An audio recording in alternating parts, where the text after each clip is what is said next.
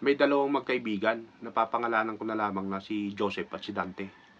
Sa kanilang kinakatayuan sa tuktok ng Burol, may napakaraming turista ang pupunta.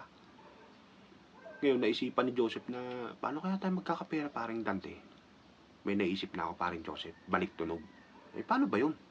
Wala kang ibang gagawin, paring Joseph, kundi gagayahin lamang yung isisigaw ng turista. Pagtago ka dyan sa ilalim ng kinakatayuan natin, may kuweba dyan. Aba, okay yan ah. Nung nagtago na si Joseph, nagsulat naman si Dante sa karatula ng balik tunog. Ipinapaliwanag niya ngayon sa mga tao yung mangyayari. May naghulog ng 50 pesos isang babae. Oh, sige ma'am, sumigaw na po kayo. Sumigaw yung babae. Hi!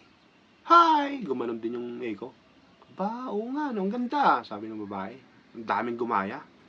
Naghulog sila, kaya ang dami na nilang kinikita ngayon. May sumubok uling lalaki na sumigaw. Naghulog na 100. Pogi ako! Pogi ako! Gumagano din si Joseph sa ilalim. Ngayon, may magjowa. Sa sobrang tuwa ng lalaki, dahil sinagot na siya ng girlfriend niya, naghulog siya ng 1,000. Sir, napakagalante niyo naman po. Sige sir, sumigaw na po kayo. Sabi ni Dante. Sumigaw yung lalaki ngayon. May jowa na ako! Narinig ni Joseph. Di wow!